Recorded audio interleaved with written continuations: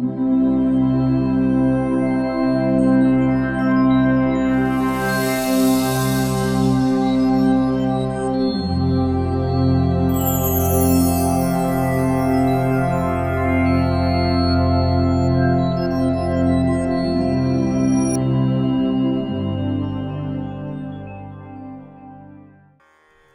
जो विषय प्रवचन के लिए लिया है वो है संसार सुखमय करना ही परमार्थ है।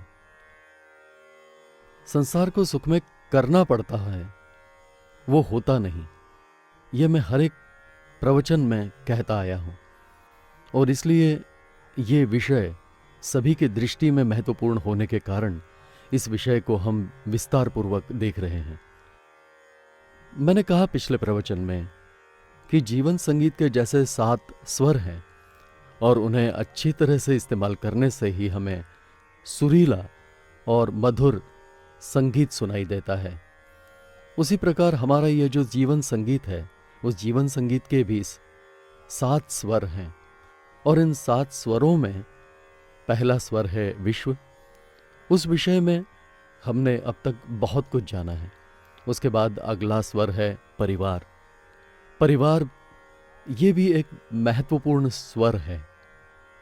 वो यदि बिगड़ गया या यदि उसमें कोई खराबी हुई तो हमारे संसार की सारी व्यवस्था ही बिगड़ जाती है।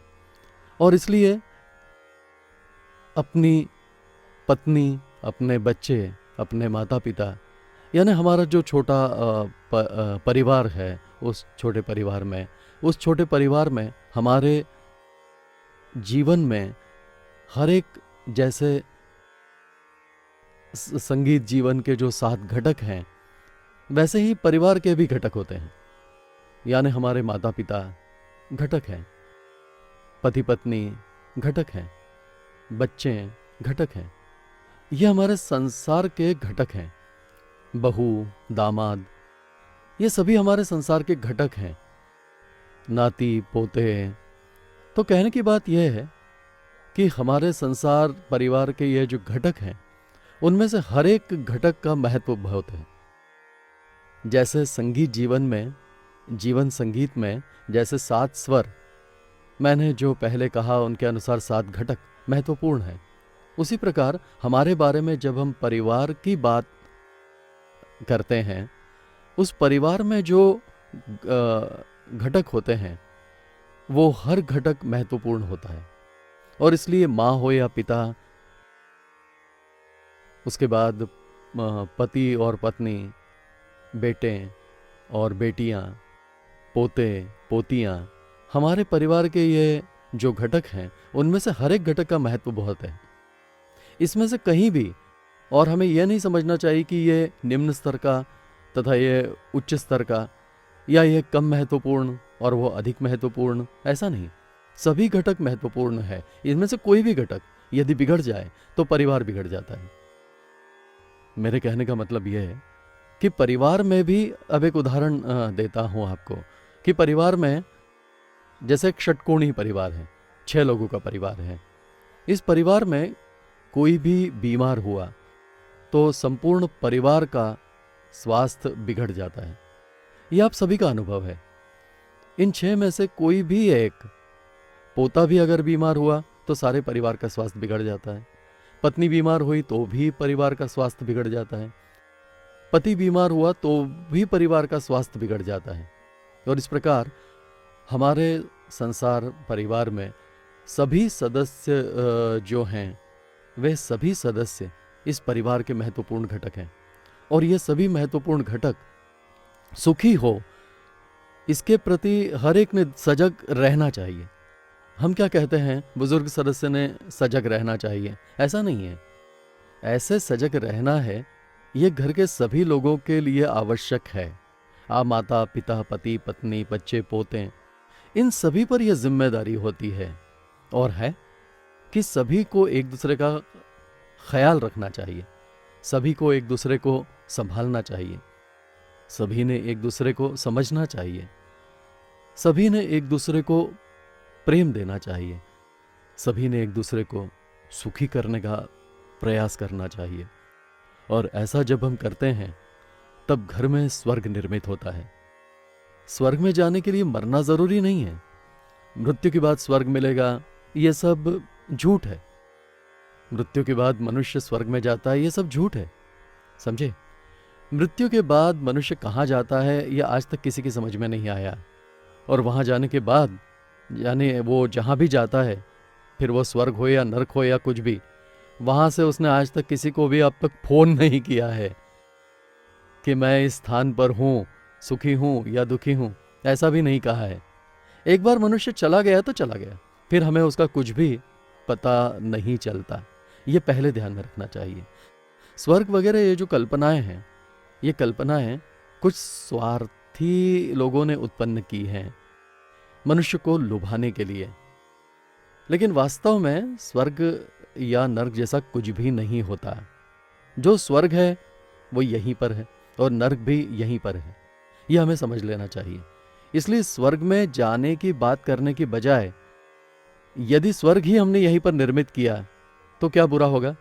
मजे की बात यह है कि स्वर्ग यानी क्या, ये जब हम कहते हैं तब स्वर्ग में जैसे हमारे लिए सब कुछ अनुकूल होता है, हमें जो चाहिए वो हमें मिलता है। और इसीलिए स्वर्ग के प्रति लोगों में एक प्रकार की इच्छा है कि हमें स्वर्ग में जाना है, स्वर्ग में जाना है। परंतु स्वर्ग नाम की चीज है ही नहीं तो वहां जाने का प्रश्न ही नहीं उठता। स्वर्ग यहीं पर निर्मित करना होता है। यह हमें पहले ध्यान में रखना चाहिए। और इसलिए स्वर्ग और नर्क, ये दोनों चीजें यहीं पर हैं। मनुष्य यदि अच्छी तरह बर्ताव करें, अच्छे कर्म करें, अच्छी तरह बोलें, अच्छा चिंतन करें, तो यही स्वर्ग है। मैंने जैसे पहले कहा कि जब तक परिवार के 6 लोग, षटकोणीय परिवार में 6 व्यक्ति यदि एक दूसरे को संभालते हो, एक दूसरे को समझते हो, एक दूसरे के सुख के लिए प्रयास करते हो, तो उसी से परिवार में ही, घर में ही स्वर्ग का निर्माण होता है। और इसलिए स्वर्ग का निर्माण हमें करना होता है। अब इसके विपरीत सोचिए, 6 लोग हैं, 6 व्यक्ति जो है परिवार में, वे एक दूसरे से लड़ रहे हैं, एक दूसरे को ताने मार रहे हैं, एक दूसरे से लड़ रहे हैं, एक दूसरे को गुस्से से देख रहे हैं। ऐसी कल्पना कीजिए। नर्क क्या इससे भिन्न होता है? वही नर्क है। इसीलिए हमारे परिवार में हमें स्वर्ग का निर्माण करना है या नर्क का निर्माण करना है, यह हम पर निर्भर है। इसलिए जीवन विद्या कहती है तुम ही हो अपने जीवन के शिल्पकार। तो कहने का तात्पर्य यह कि हमारे परिवार में हर एक सदस्य बहुत ही महत्वपूर्ण घटक होता है और वो हर एक सदस्य सुखी होना ही चाहिए। उसके प्रति सभी ने सजग रहना ही चाहिए। और इसलिए पिछले प्रवचन में मैंने कहा था कि हमारे परिवार में हर एक सदस्य घटक है, परंतु उनमें से हमारे घर में जो महिला है वो सबसे ज्यादा महत्वपूर्ण है। विशेषतः आप जिसे अपनी पत्नी कहते हो, वो पत्नी हमारे घर का आधार होती है। और वो आधार यदि टूट गया तो पूरा परिवार बर्बाद हो जाता है। और इसलिए अपनी पत्नी सुखी होनी चाहिए। मैं हमेशा कहता हूं कि गृह लक्ष्मी, ये ऐश्वर्य लक्ष्मी को निमंत्रण देने वाली महालक्ष्मी है। मैं हमेशा कहता हूं कि गृह लक्ष्मी, ये ऐश्वर्य लक्ष्मी को निमंत्रण देने वाली महालक्ष्मी है। और इसलिए अपनी पत्नी ये ऐश्वर्य लक्ष्मी को निमंत्रित करने वाली हो या कड़क लक्ष्मी को निमंत्रण देने वाली हो, ये आखिर में उस स्त्री पर निर्भर है और घर के अन्य लोगों पर निर्भर है। और इसलिए मैंने जैसे पहले कहा कि सदस्यों में हर एक सदस्य महत्वपूर्ण है और उनमें से स्त्री ज़्यादा महत्वपूर्ण है, क्योंकि अपनी पत्नी जो है वो घर में विभिन्न जिम्मेदारियां निभाती है। ये मैंने पिछले प्रवचन में कहा था कि घर में शिक्षा, बच्चों की शिक्षा देखना, सभी के खान पान की व्यवस्था करना, सभी के पैसों का व्यवहार देखना, उसके बाद बच्चों की ओर अच्छी तरह से ध्यान देकर उनका लालन पालन पोषण संवर्धन कैसे चल रहा है वो देखना, ऐसी अनेक जिम्मेदारियां स्त्री उठाती है। और इसलिए स्त्री परिवार का एक महत्वपूर्ण घटक है। ये बात एक बार हमारी समझ में आ गई तो हमारा अपनी पत्नी की ओर देखने का जो दृष्टिकोण है वो कैसा होना चाहिए ये हमें समझ में आ जाएगा। और इसलिए आज यदि हम देखें तो ज़्यादातर 95% लोग अपनी पत्नी की ओर देखते समय वो पाँव की जूती है, वो अपनी दासी है, उसे वे महत्व नहीं देते, उससे कहते हैं, उसकी कोई बात सुनने को तैयार नहीं होते। और इस प्रकार यदि हम देखें, और कुछ लोग ऐसे होते हैं कि जो हरदम पत्नी का अपमान करते हैं, घर में भी करते हैं और लोगों के सामने भी करते हैं। उससे क्या होता है, उससे उन पुरुषों को ऐसा लगता है कि ऐसा करना ही मर्दानगी है। कैसा मजाक है देखिए। हम जब गोवा जाते थे उस समय, यानी मैं अब भी जाता हूँ, परंतु पुराने समय की बात बता रहा हूँ, कुछ सालों पहले की बात है। जब मैं गोवा जाता था कुछ सालों पहले, उस समय वहाँ मैं जिनके घर में ठहरता था, मेरे ससुराल में ही ठहरता था, वहाँ पर एक नौकर था, लड़का सा था, उसकी शादी नहीं हुई थी, शादी होने वाली थी, ऐसा वो एक नवयुवक था। वो बातें करते समय क्या कहता था, मैं शादी करूँगा और पत्नी को मारूंगा, ऐसा वो कहता था। मैं शादी करूंगा और पत्नी को मारूंगा, मैं शादी करूंगा और पत्नी को मारूंगा। यानी पत्नी को मारने में मर्दानगी है, ऐसी बहुत से लोगों की धारणा बन गई है। और इसलिए अपनी मर्दानगी दिखाने के लिए वे पत्नी को मारते हैं, पत्नी से बुरा व्यवहार करते हैं, पत्नी का अपमान करते हैं। और ये सभी हरकतें जो हैं उनके पीछे ये भूमिका होती है। ये सब गलत है, ये हमें ध्यान में रखनी चाहिए। ये सब गलत है, ये मूढ़ता है, ये अज्ञान है, ये मूर्खता है, ये दुष्टता है, ये हमें ध्यान में रखना चाहिए। और इसलिए स्त्री की ओर देखने का हमारा दृष्टिकोण महत्वपूर्ण है। उसी तरह स्त्री सुखी रहे, उसका भी ध्यान हमें रखना चाहिए, क्योंकि वो परिवार का आधार है, वो परिवार का आधार है। और इसलिए यदि वो सुखी होगी तो ये आधार व्यवस्थित होगा और घर व्यवस्थित रहेगा। और इसलिए उसके स्वास्थ्य का ध्यान रखना, उसका मन संभालना, उसे सुखी रखना, ये सभी बातें महत्वपूर्ण है। ये हमारी समझ में नहीं आता, ये हमारी समझ में नहीं आता। और इसलिए जीवन विद्या ऐसा कहती है कि पत्नी की ओर देखते समय उसके सुख का ख्याल यदि पति ने नहीं रखा, घर के सदस्यों ने नहीं रखा, तो कौन रखेगा। और इसलिए उसका ख्याल घर के सदस्य को ही रखना है, पति और बाकी सदस्यों ने, और उसका ख्याल रखना चाहिए। अब दूसरी बात यह है कि कोई किला है, उस किले का जो मुख्य बुर्ज होता है वो यदि ढह गया तो किला शत्रु के हाथ लग जाता है। वो यदि ढह गया तो किला शत्रु के हाथ लग जाता है। वैसे ही हमारा परिवार एक किला है, और उस परिवार रूप किले का मुख्य बुर्ज यानी अपनी पत्नी, यदि वो ढह गया तो दुख रूप शत्रु जो है उसके स्वाधीन हमारा परिवार हो जाएगा। और इसलिए जीवन विद्या कहती है कि स्त्री बहुत महत्वपूर्ण घटक है हमारे परिवार का, और उसे पूरी तरह संभालना घर में पति और औरों की जिम्मेदारी है। ये हमें ध्यान में रखना चाहिए। हमें कई बार ऐसा दिखाई देता है कि घर के अन्य सदस्य, विशेषतः सास, हमेशा बहू को सताती रहती है, बहू से बुरा बर्ताव करती है, वगैरह वगैरह बातें हमें दिखाई पड़ती है। कभी कभार बहू भी सास को सताती है, ऐसा भी दिखाई पड़ता है।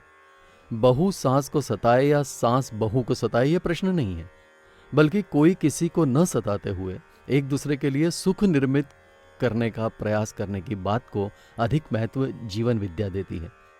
तो कहने की बात यह है कि अपनी पत्नी परिवार का आधार होने के कारण उसकी सारी जिम्मेदारी घर के सभी को उठानी चाहिए और वो सुखी हो उसका ध्यान सभी को रखना चाहिए। दूसरी महत्वपूर्ण बात यह है कि अपने घर में अपनी जो स्त्री है उससे कितने बच्चे पैदा करने हैं, ये भी एक महत्वपूर्ण प्रश्न है।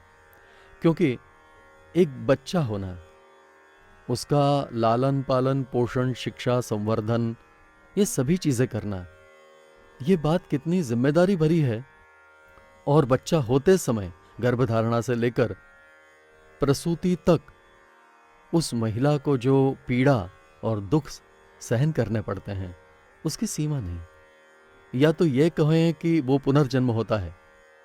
स्त्री जब जन्म देती है बेटे या बेटी को, तब उसका पुनर्जन्म होता है, यह हमें ध्यान में रखना है। ऐसी परिस्थिति में उसे यदि बच्चे लगातार होते रहें, 1 2 3 4, जैसे साल में एक कैलेंडर, वैसे हर साल में एक बच्चा, 2 साल में एक बच्चा, इस प्रकार यदि होने लगे परिवार में, तो उस स्त्री का स्वास्थ्य, शरीर स्वास्थ्य ढह जाएगा। ये कहने के लिए ज्योतिषी की जरूरत नहीं है। उसका स्वास्थ्य बिगड़ जाएगा, ये बात 100% सत्य है। और शरीर स्वास्थ्य बिगड़ने पर परिणाम क्या होगा? डॉक्टर। एक बार आप डॉक्टर के पास जाओ तो एक ओर से आपकी जेब खाली होने लगती है, खर्च बढ़ने लगता है, जेब खाली होने लगती है। दूसरी ओर आपकी पत्नी का स्वास्थ्य बिगड़ जाता है और परिवार का स्वास्थ्य बिगड़ जाता है। परिवार का स्वास्थ्य बिगड़ता है क्योंकि वो परिवार का आधार है। आधार ही बिगड़ने पर सब कुछ बिगड़ जाता है। इसलिए अपने बच्चे कितने होने चाहिए उसका भी हर एक मनुष्य ने विचार करना चाहिए। यहाँ चाहिए समझदारी। समझदारी ना हो तो होने दो बच्चे, ईश्वर की इच्छा। बच्चे होना यानी ईश्वर की इच्छा, होने दो बच्चों जितने हों, ऐसा कहने वाले लोग हैं। परंतु ये सब गलत है, ये आपको ध्यान में रखना चाहिए। बच्चे होना ईश्वर की कृपा ही है, यह निर्विवाद है। परंतु बच्चे कितने होने चाहिए ये तय करने के लिए ईश्वर की कृपा की आवश्यकता नहीं है। उसके लिए तुम्हें अपनी बुद्धि का उपयोग करना चाहिए। यह बुद्धि तुम्हें किसने दी? ईश्वर ने ही दी है ना। तुम्हें बुद्धि दी, दिमाग दिया, किसने दिया? ईश्वर ने दिया। किस लिए? उपयोग करने के लिए।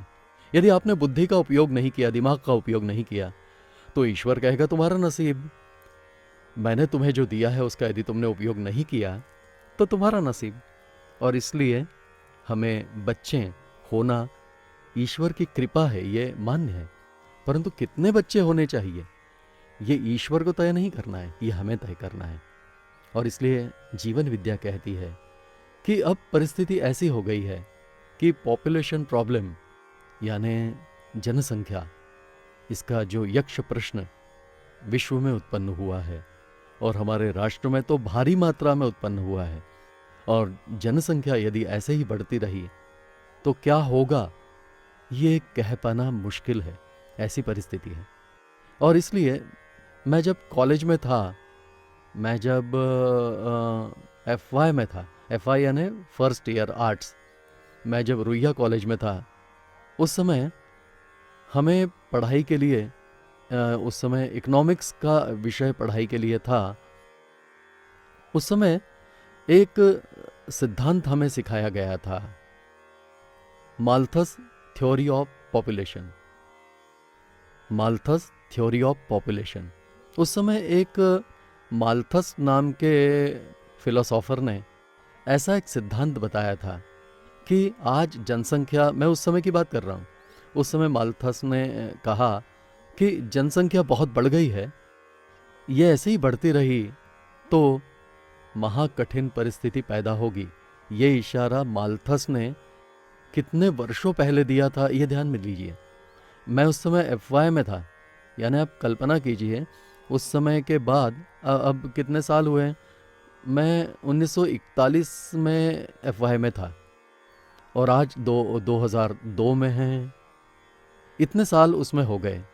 अब इतने सालों में पॉपुलेशन कितना बड़ा होगा, इसकी आप कल्पना कीजिए। आज हम कहीं भी जाएं वहाँ भीड़ होती है।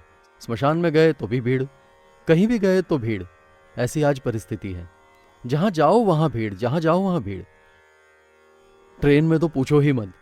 परसों ही मैंने अखबार में ट्रेन का चित्र देखा था। अरे बाप रे, लोग बाहर खड़े हैं, छत पर खड़े हैं। ये देखने के बाद लोग कैसे यात्रा करते हैं और वे कैसे वो ऑफिस जाते हैं और कैसे काम करते हैं और कैसे वापस लौटते हैं, इस बात से मुझे सचमुच आश्चर्य होता है। कहने का तात्पर्य यह है कि ऑफिस जाना और लौटना इतना मुश्किल हो गया है, तो वहां पहुंचकर लोग काम करेंगे ऐसी अपेक्षा सरकार करे भी तो कैसे? सरकार करे भी तो कैसे? मेरे कहने का मतलब है कि वहां जाकर काम मत कीजिए, ऐसा मेरा कहना नहीं है। उल्टा हम कहते हैं कि लव वर्क, परंतु लव वर्क करने के लिए भी सुविधाएं देनी चाहिए। जाने आने की आपने सुविधा करनी चाहिए, जाने आने के लिए बस रखनी चाहिए। आप लोगों से पैसे लीजिए, आप उनसे पैसे लीजिए, परंतु उन्हें सुविधा मिले ऐसी व्यवस्था सरकार को करनी चाहिए सरकारी नौकरों के लिए। हर एक ऑफिस को अपने नौकरों की व्यवस्था करनी चाहिए। चाहो तो उनसे पैसे लीजिए, परंतु उनकी व्यवस्था करनी चाहिए, क्योंकि जाना और आना ये चीज़ यदि मुश्किल हो गई तो काम करना कितना कठिन है उसकी आप कल्पना भी नहीं कर सकते।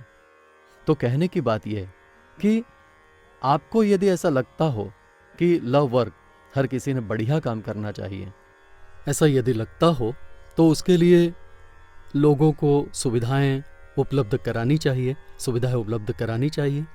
और जब सुविधाएं उपलब्ध होती हैं तब वे काम कर सकते हैं। इसलिए जनरल मैनेजर, मैनेजिंग डायरेक्टर, इन्हें सभी प्रकार की सुविधाएं मिलती हैं। क्यों मिलती हैं?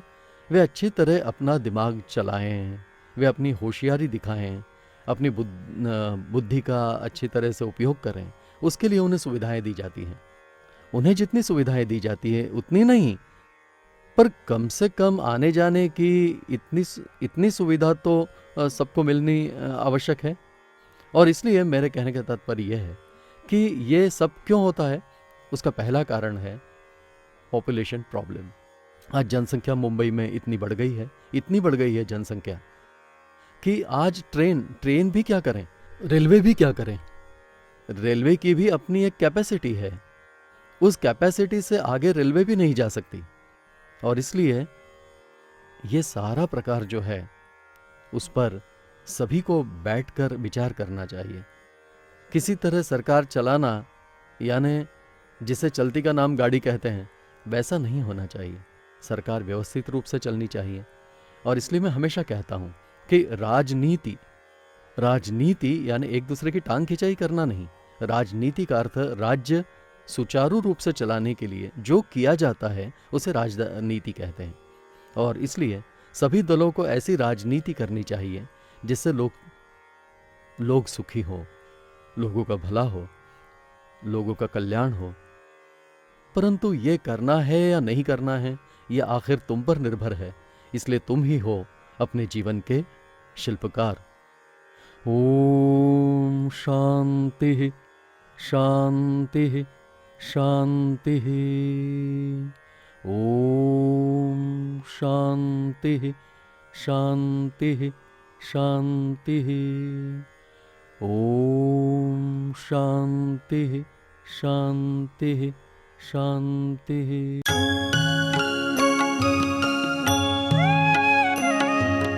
हे ईश्वर सबको सन्मति दे, आरोग्य दे, सबको सुख दे, आनंद और ऐश्वर्य दे।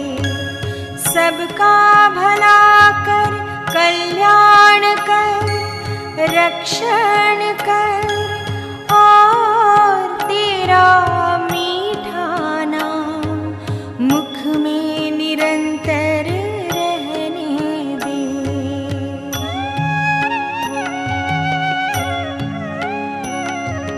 हे ईश्वर सबको सन्मति दे, आरोग्य दे, सबको सुख दे, आनंद और ऐश्वर्य दे।